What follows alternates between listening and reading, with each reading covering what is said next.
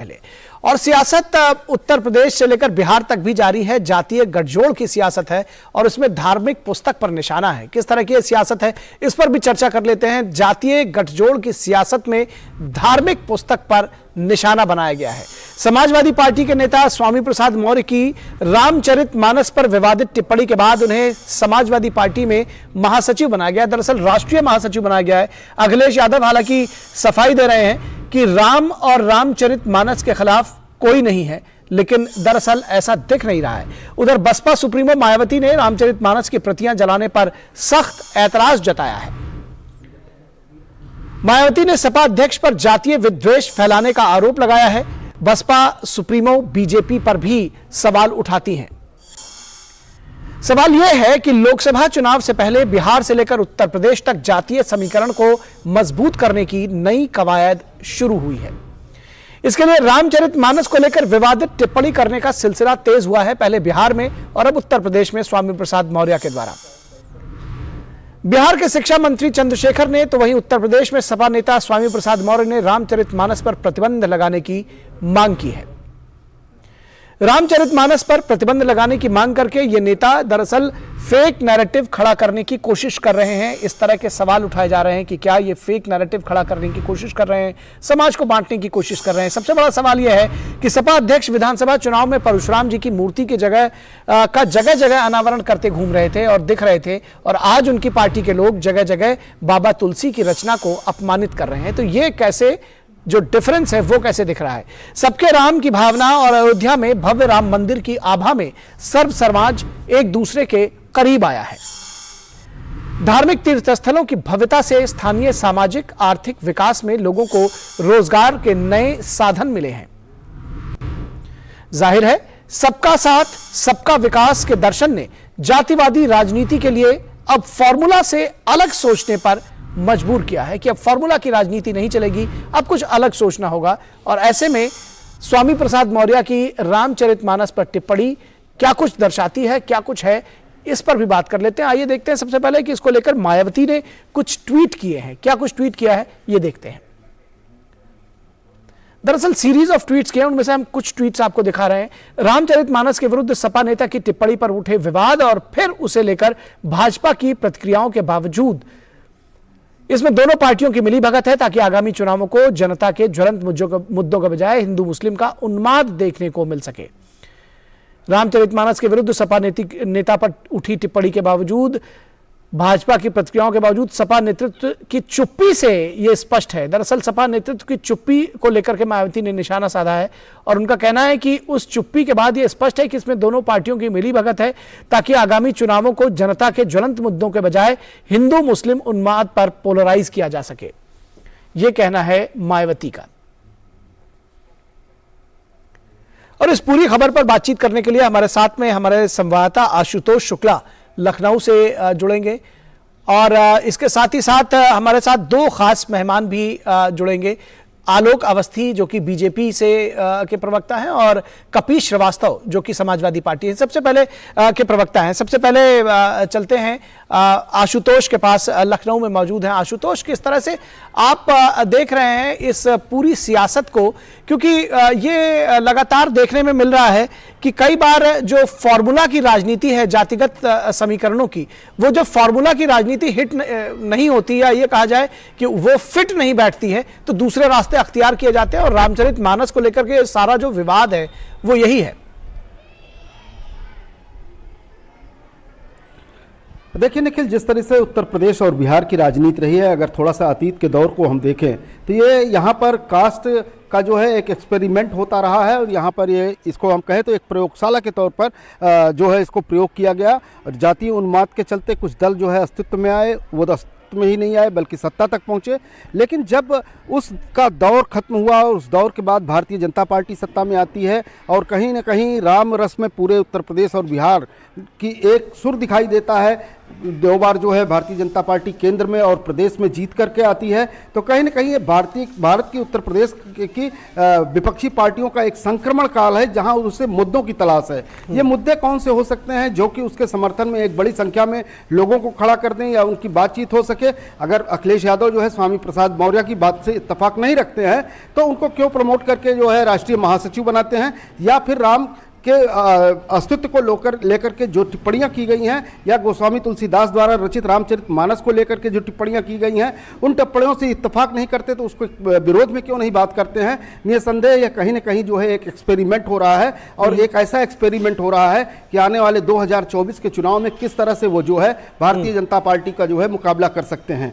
देखिए, अगर राम की हम बात करते हैं या राम के चरित्र की बात करते हैं या फिर रामचरितमानस की बात करते हैं, अगर जो है जो सबके राम है, वो सबके राम जो है जब कहा जाता है, तो अगर सबसे पहले बात आती है तो उस बनवासी राम की आती है, जो दलित जातियों के लिए होते हैं, जो पिछड़ों के लिए होते हैं, जो किसी राजा महाराजा से जो है संबंध नहीं बनाते हैं। 14 वर्ष के वनवास में उन्होंने जो है सिर्फ जो है उन आदिवासी जातियों को ऊपर लाने का काम किया, सबरे के जूठे बेर खाए। और उस राम के चरित्र को अगर कटघरे में खड़ा किया जाता है, तो निश्चित रूप से स्वामी प्रसाद मौर्य हों या रामचरितमानस की आलोचना करने वाले जो भी लोग हों, उनको इस बात पर सोचना चाहिए कि जिस भगवान राम ने जो है समाज की समरसता के लिए काम किया, और भगवान राम जो है कोई राजा राम नहीं हुए बल्कि मर्यादा पुरुषोत्तम इसलिए कहलाए कि उन्होंने समाज की समरसता के लिए काम किया था, समाज को जोड़ने का काम किया था।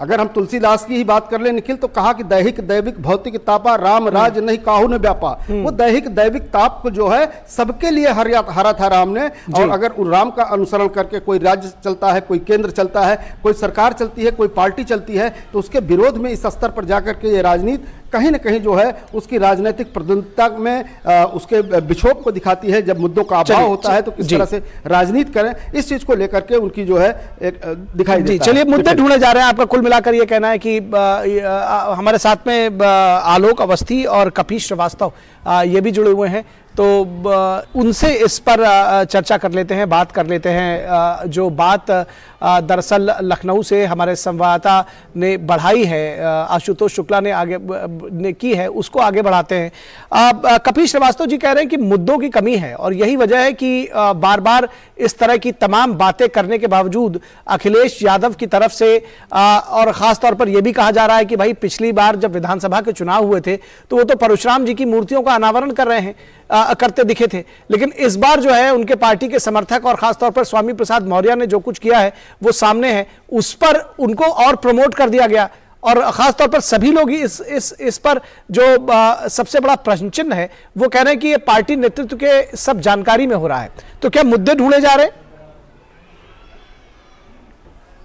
देखिए, दो बातें कहें। पहली चीज ये कि समाजवादी पार्टी एक राजनीतिक दल है, और हमारे जो मुद्दे हैं वो भारतीय नागरिक के मूल्यों को लेकर के हैं, उनके अधिकारों और कर्तव्यों को लेकर के हैं। एक मनुष्य के गरिमापूर्ण जीवन जीने के लिए जो इंफ्रास्ट्रक्चर की आवश्यकता है उसको लेकर के। जहां तक प्रश्न इस बात का है कि स्वामी प्रसाद मौर्य जी ने रामचरितमानस की कुछ पंक्तियों पर अपनी आपत्ति जताई है, तो मैं एक चीज कहता हूं, भारतीय संविधान इस देश के अंदर प्रत्येक धर्म को स्वतंत्रता का अधिकार देता है कि वो कोई भी उसका मानने वाला उसकी पूजा पाठ कर सकता है, धर्म ग्रंथों में विश्वास कर सकता है, कर्मकांडों को अपना सकता है, और ये एक व्यक्तिगत और निजता का अधिकार है। समाजवादी पार्टी का स्वामी प्रसाद मौर्य जी के प्रश्नों से कोई जुड़ाव नहीं है। समाजवादी पार्टी ये कहती है कि अगर किसी व्यक्ति के द्वारा जो कि उसी धर्म का अनुयायी है और अपनी किसी धर्म ग्रंथ में अगर किसी पंक्ति पर उसे कोई ऐतराज है, तो हम समझते हैं कि ये धर्माधर्म को जानने वाले जो हमारे लोग हैं, जो हमारे सनातन के अंदर ये पुरानी परंपरा शास्त्रार्थ की रही है, उसको रोका नहीं जाना चाहिए। एक कंस्ट्रक्टिव चीजों को होना चाहिए।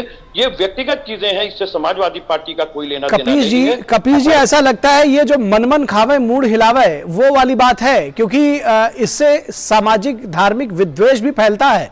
ये उनकी निजी बात हो सकती है, लेकिन निजी बात जब वो अपने परिवार में करें, अपने लोगों से करें और स्वयं से करें, तब वो निजी है। लेकिन अगर इससे दूसरों की धार्मिक भावनाओं का को ठेस पहुंचती है और खासतौर पर इससे अगर जातीय धार्मिक विद्वेष फैलता है समाज में तो उनके ऊपर भी मुकदमा कायम हुआ है। इसीलिए तो समाजवादी पार्टी ये कहे कि ये उनका मुद्दा है, हम इसको नहीं जानते, ऐसा नहीं हो सकता, क्योंकि ये भी बात सब लोग समझ रहे हैं कि दरअसल टारगेट रामचरितमानस या श्री राम या गोस्वामी तुलसीदास नहीं बल्कि टारगेट वोट बैंक है। देखिए, बहुत सीधी बात है, समाजवादी पार्टी एक राजनीतिक दल है, हम तो वोट के लिए काम करते हैं, लेकिन हमारा मुद्दा ये नहीं है। ये प्रत्येक व्यक्ति अपने धर्म का अनुयायी है, अपने धर्म में पुनर्जागरण की मांग कर सकता है, उससे समाजवादी पार्टी का क्या लेना चाहता है। अगर उन्होंने कुछ पंक्तियों पर अपनी आपत्तियां जताई हैं तो धर्मगुरुओं को चाहिए सामाजिक आर्थिक मुद्दों से जुड़े हुए मुद्दों पर आप ये नहीं कह सकते कि समाजवादी पार्टी से क्या लेना देना। अगर आप ये कह रहे हैं कि आपका कोई लेना देना नहीं है तो ऐसा संभव नहीं है। आप समाज में रह रहे हैं, उसी जो कार्य कर रहे हैं आपके नेता, उससे सामाजिक विद्वेष फैल रहा है, मुकदमा कायम किया गया है। मुकदमा कायम किया गया है, वो किसी व्यक्ति पे किया गया कि समाजवादी पार्टी पे किया गया? नहीं, समाजवादी पार्टी के नेता पर किया गया है जिसको आपने प्रमोट भी किया है। 154 सीआरपीसी का सुन तो ले, 154 सीआरपीसी में प्रथम सूचना रिपोर्ट अंकित होती है और वो किसी संज्ञेय मामले पर किसी व्यक्ति पर होती है। मैं तो ये कह रहा हूं कि स्वामी प्रसाद मौर्य जी ने जो प्रश्न खड़े किए हैं वो अपने ही सनातन परंपराओं के बीच में खड़े किए। सनातन परंपरा को मानने वाले आपने समाजवादी पार्टी की ओर से डिसोन किया गया, ऐसा संभव नहीं है कि आप ये कह दें कि आप दोनों तरफ के लड्डू खाएंगे। आप देखिए, इसके पहले बिल्कुल देखिए, इसको राजनीति के चश्मे से आप ये मत समझिए कि इसको राजनीति से अलग कर देंगे। नहीं, ये सुनिए, ये प्रश्न ही नहीं सही। और मैं बार बार आपको कह रहा हूं, आपके जो संवाददाता थे उन्होंने बड़ा अच्छी भौतिक तापा का जिक्र किया। उन्होंने बताया भगवान श्री राम वनवासी थे, शोषित और वंचितों की लड़ाई लड़े और उन्हीं को साथ मिले। तो समाजवादी पार्टी तो उन्हीं का अनुशीलन कर रही और समाजवादी पार्टी उन पर प्रश्न थोड़ी ना उठा रही।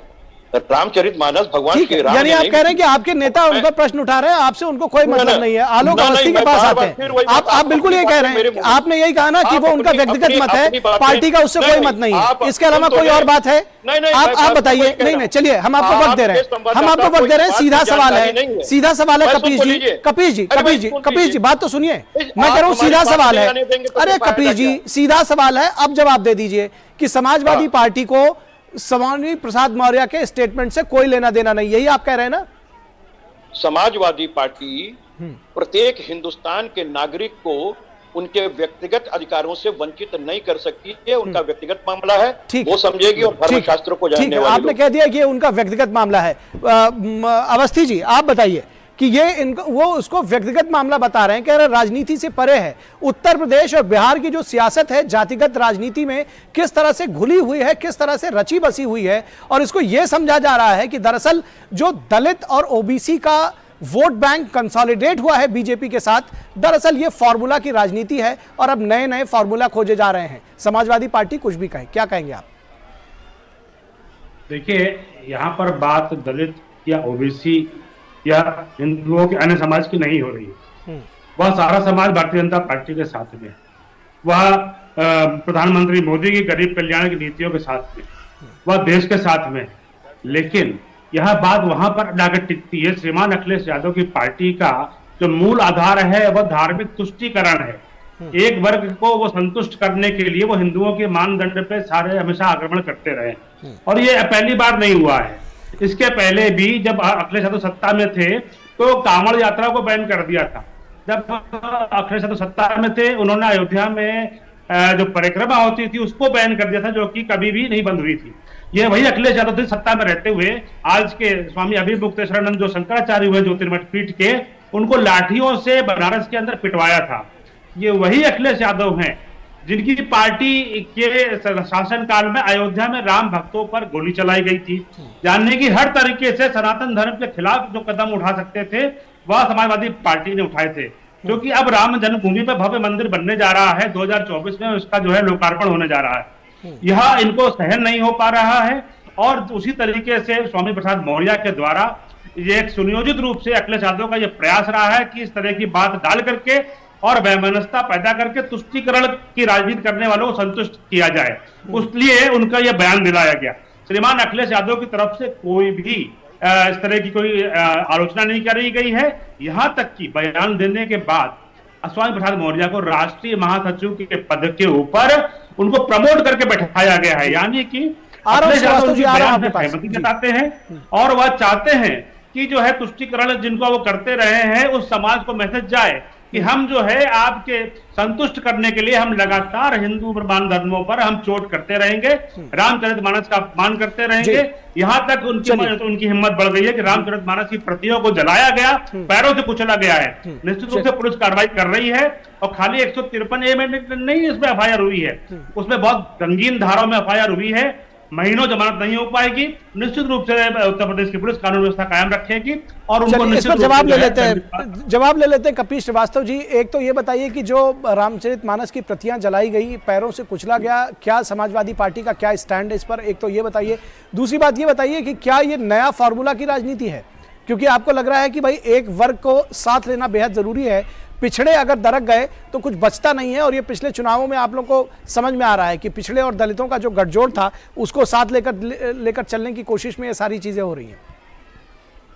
ये आलोक अवस्थी जी जो हैं वो हमारे बड़े भाई हैं, बहुत विद्वान, लेकिन उन्होंने कोरी राजनीति पर बात और मुद्दों की राजनीति समाजवादी पार्टी करती है, गैर मुद्दों की राजनीति, आस्था और धर्म पर परवान चढ़ाने की राजनीति, छद व राष्ट्रवाद की राजनीति भारतीय जनता पार्टी करती है, जिसका विकास से कोई लेना और लातना नहीं। रामचरितमानस आपके लोग फूंक रहे हैं साहब, आप कह रहे हैं, चलिए बोलिए। आपने चलिए जी, और मैं अभी आपसे कुछ पूछूंगा तो उसका जवाब आप चलिए आप अपनी बात पूरी, आप पूछ भी सकते हैं, लेकिन आप अपनी बात कह लीजिए। मैं अपनी बात कह लूं, उसके बाद कोई लांछन लगाइए। जी जी, मैं एक चीज कह रहा हूं कि तुष्टीकरण से किसको फायदा होता है? जो 80-20 की लड़ाई में 80 का साथ लेता है कि 20 का? तुष्टीकरण कौन करता है? अरे भाई सीधी बात है, राजनीति में तुष्टीकरण वही करेगा जो ज्यादा का तुष्टि कर सके और ज्यादा के वजह से पूरे देश में राज कर सके। तो तुष्टीकरण करने वाली पार्टी भारतीय जनता पार्टी है। हम लोग एक काम जरूर करेंगे, वो ये कि हम सत्ता में आवे चाहे हम सत्ता में ना आवे, लेकिन हम धार्मिक उन्माद भटकाना, अपने ही देश के लोगों को तोड़ना, किसी को नीचा किसी को ऊंचा दिखाना, और एक चीज कि धर्म, हम संविधान में आस्था रखने वाले लोग हैं, संविधान के विरुद्ध बात करना, संवैधानिक पद पर बैठ करके बात करने वाले लोग नहीं।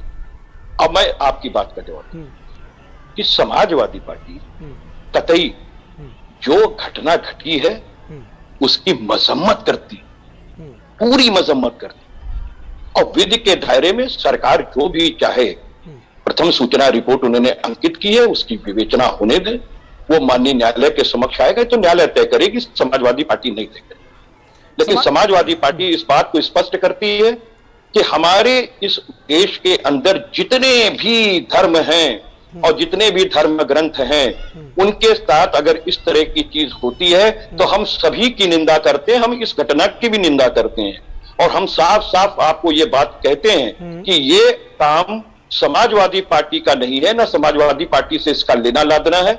हाँ, उन लोगों का जरूर है जो समाजवादी पार्टी के राष्ट्रीय अध्यक्ष को धर्म के काम में नहीं जाने देते हैं, काला झंडा दिखाते हैं। ये बताइए, आपने कहा कि समाजवादी पार्टी का काम नहीं है, कपिल जी आपने कहा समाजवादी पार्टी का काम नहीं है, आप इसकी मजम्मत करते हैं, अच्छी बात है। तो क्या आप अपने जो नेता हैं स्वामी प्रसाद मौर्य, उनके लिए भी कुछ कहेंगे, आप उनको भी समझाएंगे? क्योंकि देखिए, आपका मत कुछ भी हो सकता है, लेकिन आप दूसरे के मत को आप पैरों तले कुचले, ये इससे धार्मिक भावनाएं आहत होती है, बात आप भी भली भांति समझ रहे हैं। तो कम से कम अपने नेता को, इतने बड़े नेता है, आपने उनको राष्ट्रीय महासचिव बनाया है, तो ये तो समझाएंगे कि भाई दूसरों की भावनाओं का भी ध्यान रखें।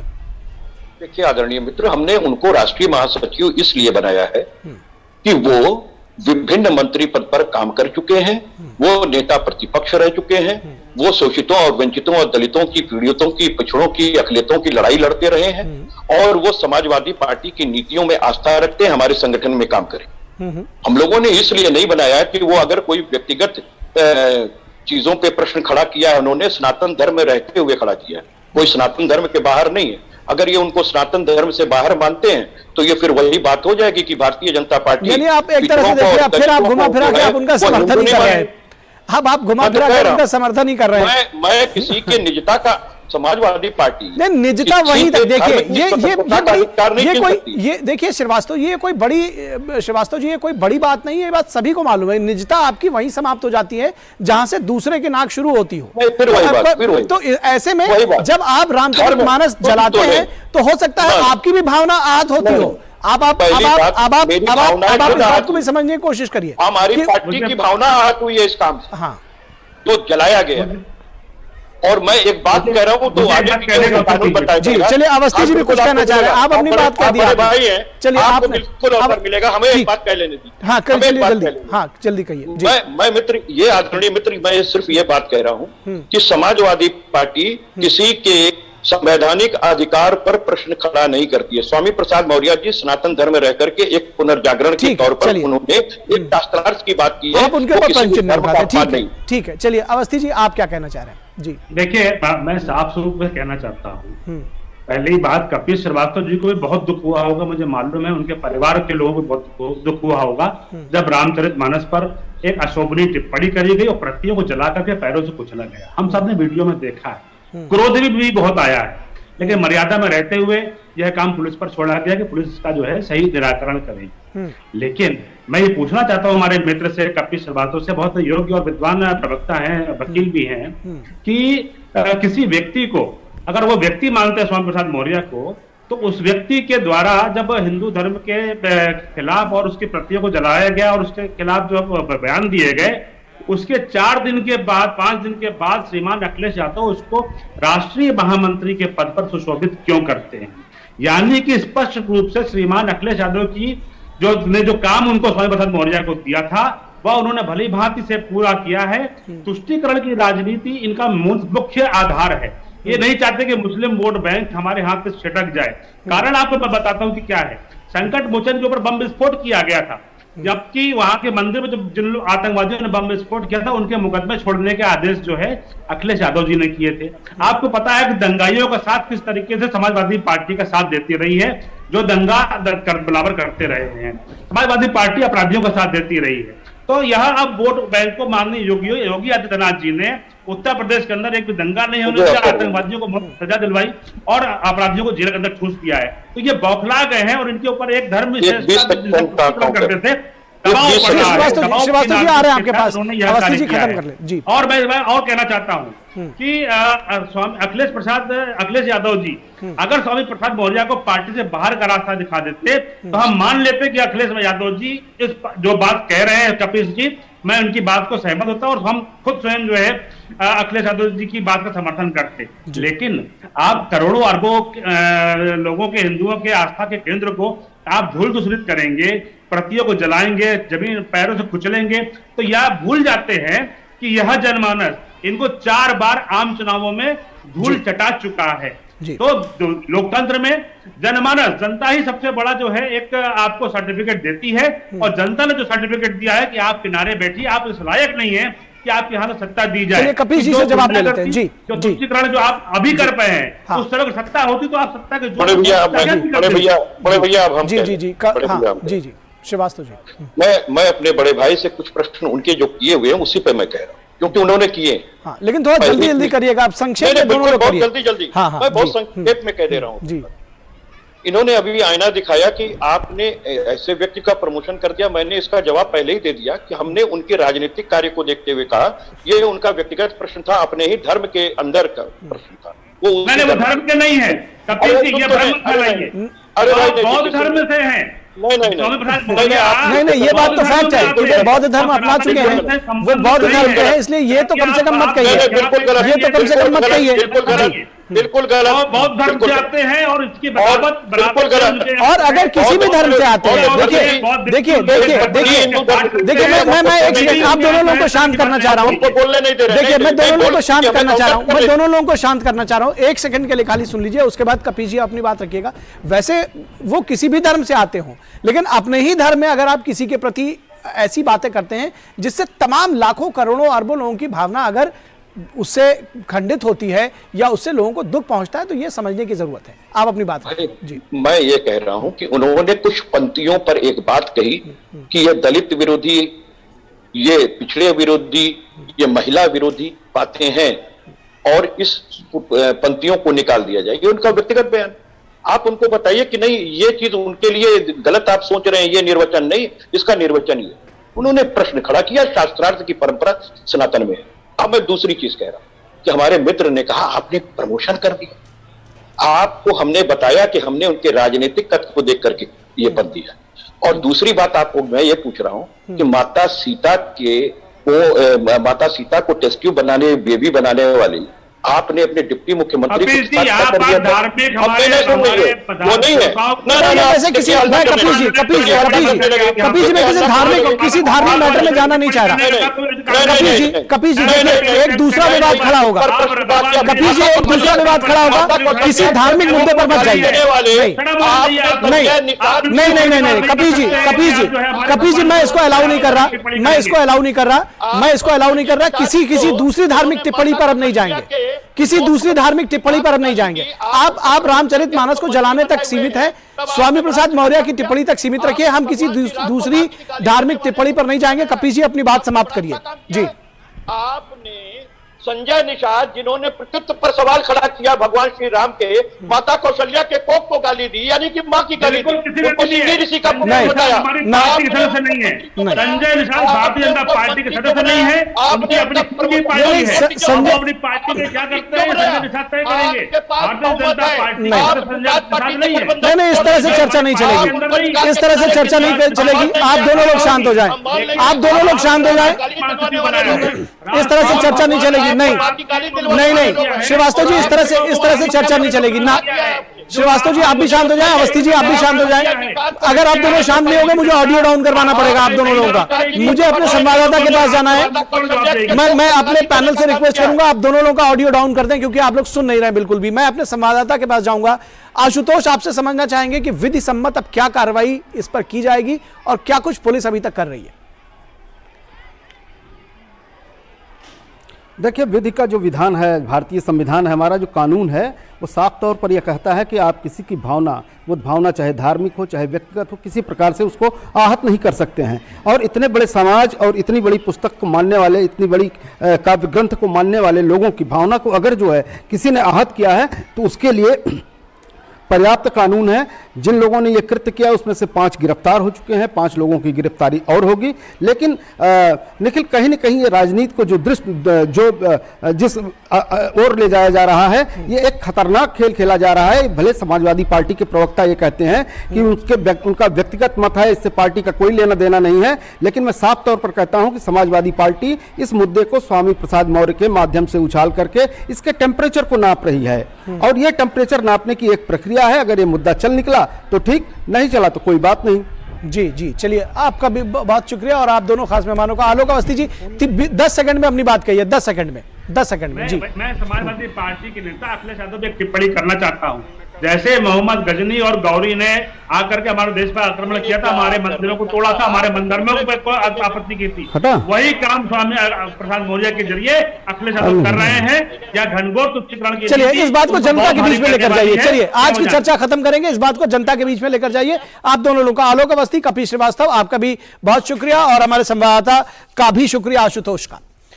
तो ये जिस तरह से दरअसल इसको कहा जा रहा है कि व्यक्तिगत मामला है, समाजवादी पार्टी कह रही है कि ये स्वामी प्रसाद मौर्य का व्यक्तिगत मामला है, लेकिन व्यक्तिगत मामला वहीं तक रह जाता है जहां तक दूसरों को दिक्कत ना शुरू हो। और जब धार्मिक विद्वेष इससे फैलता हो, सामाजिक विद्वेष फैलता हो, तो निश्चित तौर पर यह मामला व्यक्तिगत नहीं रह जाता। फिलहाल अगली खबर की ओर रुख करते हैं। अगली खबर भारत जोड़ो यात्रा